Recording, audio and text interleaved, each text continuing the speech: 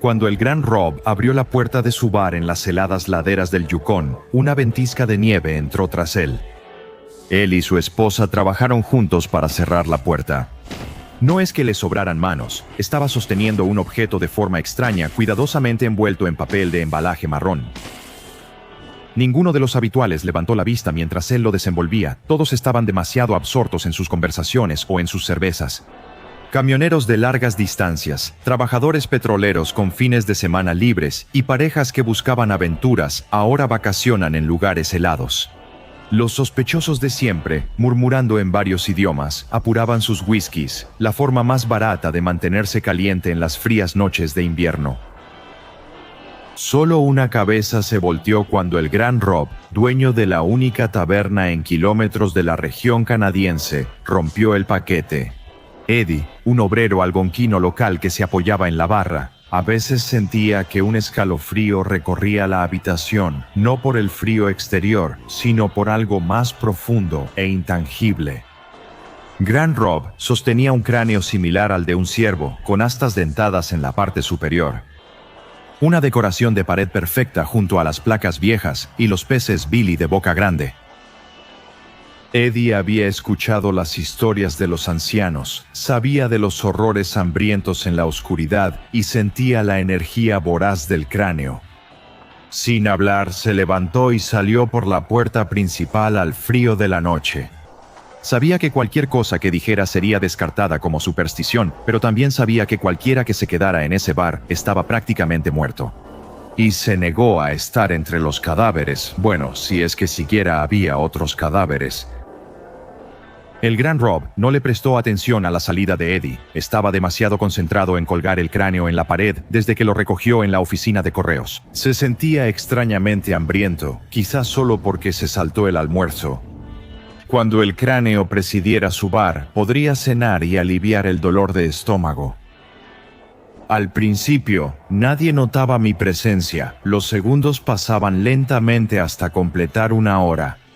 Solo después de la primera hora, los clientes y el personal de la taberna del gran Rob empezaron a actuar. Algo extraños, se pusieron nerviosos, inquietos, rascándose y arañando las mesas o la barra.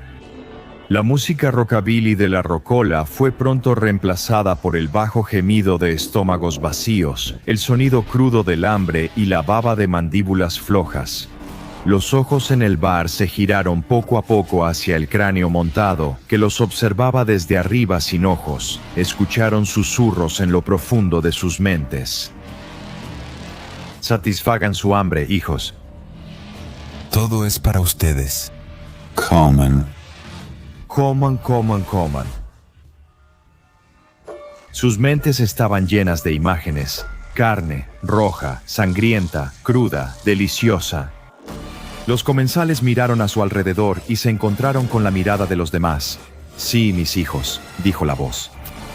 Tomen mi manto y conviértanse en quienes estaban destinados a ser.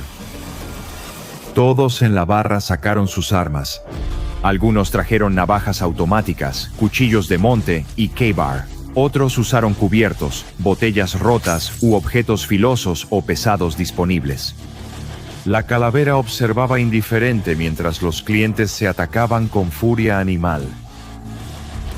No hubo palabras, solo gruñidos y gritos.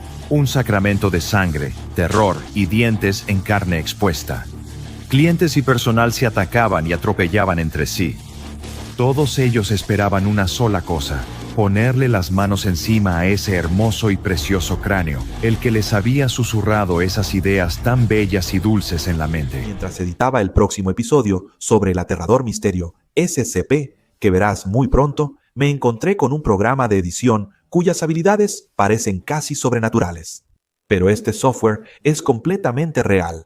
Estoy hablando de Opus Clip, y si aún no has oído hablar de él, ahora es el momento. Este software tiene habilidades que hacen que mi proceso de edición sea increíblemente rápido y eficiente. Y los principales creadores de YouTube, como Stephen Bartlett, Jubilee, Logan Paul, Mark Rober, Lewis Howes y muchos más, ya lo están usando.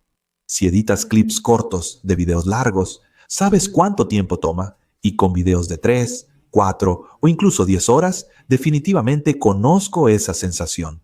Opus Clip automatiza todo el flujo de trabajo de edición de shorts. Analiza tu video y lo convierte en clips cortos listos para publicarse en redes sociales. Y además de todo eso, hay una función llamada programador automático que te permite seleccionar varios clips y programarlos con anticipación. Así que tu contenido sigue publicándose incluso mientras ves cómo se desarrolla otro misterioso caso SCP. Para hacer el flujo de trabajo aún más fácil y rápido, puedes elegir la función de seguimiento de sujetos con inteligencia artificial, que detectará, seguirá y reenfocará automáticamente para asegurarse de que el sujeto siempre esté en el centro. Si quieres tener un editor de video con inteligencia artificial, todo en uno que pueda recortar cualquier cosa, ve al enlace de abajo o escanea el código QR y usa el código Summer of Focus al pagar. Obtén una semana gratis y luego 3 meses al 50% de descuento cuando te registres en Opus Clip. Y ahora, volvamos a nuestra historia. A su hambre y a su gran y terrible maestro. Era apropiado que el gran Rob, herido y ensangrentado, trepara sobre los cuerpos esparcidos. Separó el cráneo de los paneles con las uñas rotas y lo acercó a su rostro. No sabía por qué, solo que era lo que necesitaba hacer. Y en el momento en que sintió el hueso extrañamente cálido contra la piel fría de su rostro, la transformación comenzó en serio. El hombre que una vez fue Rob el Grande desapareció. Al tocar el cráneo su rostro, su piel se derritió y se fusionó al hueso, mientras su cuerpo convulsionaba y su columna sufría espasmos, tan recto como una vara, mientras los demás clientes retrocedían al notar la presencia de un auténtico depredador alfa. Desde fuera del bar se oía cómo crujían los huesos de Rob, con sus extremidades retorciéndose en ángulos imposibles. Mientras se alargaban, su piel tomó un tono moteado cuando folículos ásperos salieron por sus poros. Cuando Rob gritó de dolor, su grito salió de su cráneo como un terrible aullido primitivo. Su mandíbula inferior se rompió y estiró, mostrando una boca llena de dientes como agujas. Largas garras afiladas como navajas salieron a la fuerza de sus dedos de los pies y de las manos, y las astas del cráneo parecían estirarse y llenar el cielo.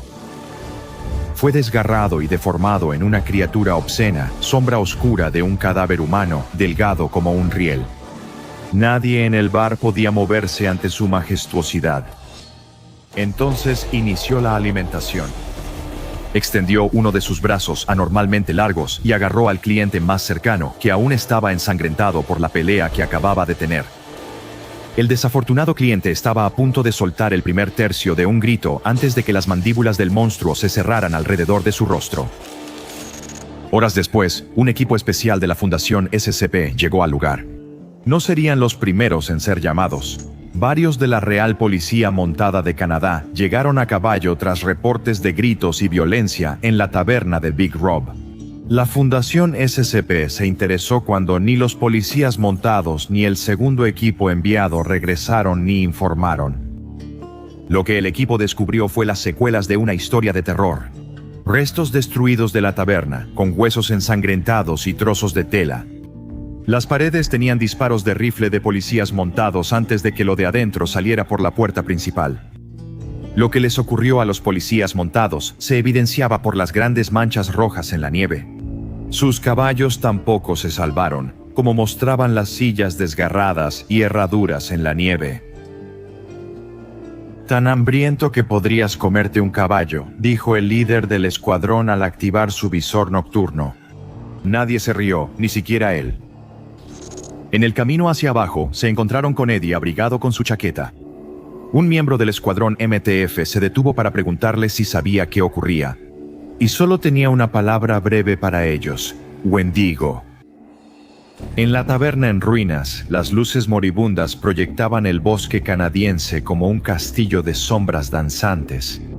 Era obvio notar las grandes huellas rojas de manos y pies que regresaban a la línea de árboles. Quien haya convertido a esta gente en un buffet se fue al bosque a digerir. Está bien, dijo el líder mientras se echaba el rifle al hombro. Vamos a darle a nuestro hambriento comensal su merecido.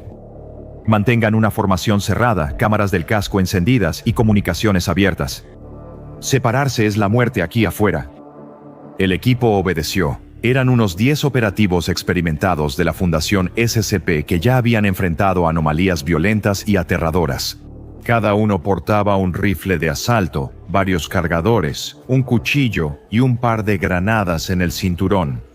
Pero mientras avanzaban por el bosque, los estrechos haces de luz de las linternas de sus cascos, atravesando la oscuridad aparentemente infinita, no podían evitar preguntarse si eso sería suficiente. Aún en pleno invierno, el escuadrón percibía un intenso calor proveniente del bosque. Ninguno sabía a qué se enfrentaban y solo esperaban que las balas les hicieran daño. El objeto responsable fue luego llamado SCP-323, el cráneo de Wendigo, nombrado por la leyenda algonquina de un espíritu hambriento. Afuera, para el equipo, solo era un horror desconocido. En el bosque, buscaban con linternas de árbol en árbol, intentando ubicar el origen de cada hoja o rama que se movía. Las sombras danzaban en sus miras, barriendo en busca de cualquier cosa que pudiera haber sido la fuente del caos que habían presenciado. En la taberna, Emil Vázquez, agente de la Fuerza de Tarea Móvil, estaba tan enfocado en seguir al equipo que no notó la mano de dedos largos descendiendo del dosel. Todo lo que sus compañeros escucharon fue un quejido ahogado y un crujido carnoso, mientras el hombre con el que habían estado en tantas misiones era devorado en la oscuridad. Los otros miembros rezagados del escuadrón se voltearon y abrieron fuego. Las balas atravesaron los árboles, pero no lograron hacer contacto con nada hecho de carne y hueso. Poco después, una figura ágil y delgada cruzó el centro del equipo con fuerza inesperada y lanzó una garra al aire. Un miembro del equipo murió al ser desgarrado por las garras por estar demasiado cerca. El líder del escuadrón fue herido en el estómago por las garras y arrojado contra un árbol cercano. Con el líder caído, la formación se rompió y los miembros sobrevivientes del equipo intentaron encontrar refugio en la oscuridad. No tenían idea de que aquello contra lo que luchaban y de lo que intentaban escapar era mucho más que solo otro monstruo de carne y hueso. Dios oscuro de puro apetito, ligado a un objeto físico, un cráneo similar al de un ciervo. Lo último que muchos veían antes de ser atrapados eran las sombras distorsionadas de las astas bajo la luz de sus linternas. El bosque retumbaba con disparos y gritos que se apagaron mientras el Wendigo reclamaba sus presas. Enviaron hombres comunes a enfrentar una bestia más antigua que la historia, que probablemente seguiría aquí tras la autodestrucción humana, algo que el cráneo quería acelerar. Washington, Vázquez o Joder. El líder del escuadrón gritó por el micrófono, pero nadie respondió. El dolor de su herida en el abdomen crecía mientras la adrenalina bajaba y avanzaba entre los oscuros árboles, donde muchos animales antes habían ido a morir. Con cada paso y el crujir de la nieve, escuchaba a esa cosa entre los árboles, moviéndose más rápido que sus reflejos entrenados. Si lo hallaba, lo devoraría antes de que llegaran los refuerzos. Con poca munición, su arma se volvía más pesada a cada momento. Fue entonces cuando tropezó con una raíz bajo la nieve y se desplomó contra un árbol cercano. Se obligó a levantarse y seguir luchando, pero su sistema nervioso no respondía mientras se desangraba y perdía la sensación en las piernas. Pensó que morir aquí en la nieve sería frío, pero no, una sensación de terrible calma y calidez lo envolvió. Parpadeó y de pronto la figura se arrastraba hacia él, saliendo de la oscuridad de los árboles y entrando en la luz de su casco. Trepando por el líder de escuadrón, olió su aliento dulce y podrido y notó sus dientes afilados brillando. El líder de escuadrón sonrió y rió suavemente, algo que confundió hasta al horror con cuernos. Hasta que vio la granada en la mano del líder de escuadrón, sin seguro, bon appetite. La explosión sacudió el bosque y guió a los helicópteros de la Fundación con su ráfaga de llamas. Habían estado viendo una transmisión en vivo de las cámaras en los cascos del escuadrón condenado para entender al monstruo al que se enfrentaban, viendo cómo cada uno de sus compañeros caía en el proceso. Así pusieron fin a esta noche de horrores. Los refuerzos descendieron en rapel desde helicópteros al epicentro de la explosión y hallaron el cadáver carbonizado de Big Rob. Las comunicaciones cobraron vida con un chisporroteo. Objetivo neutralizado. Una linterna iluminó alrededor. Cerca del cadáver de Big Rob estaba el cráneo similar al de un ciervo que le pusieron en la cabeza. Completamente ileso por la explosión, el cráneo del Wendigo fue recogido y puesto en contención. Clasificado como Euclid por su imprevisibilidad, aún permanece en un sitio de contención de la Fundación. Hambriento de otra conexión humana, de otorgar su terrible don y, sobre todo, simplemente hambriento. Visita el Patreon del Dr. Bob y hazte investigador junior. Revisa otra entrada de los archivos del Dr. Bob, como el SCP-5056, los compañeros constantes.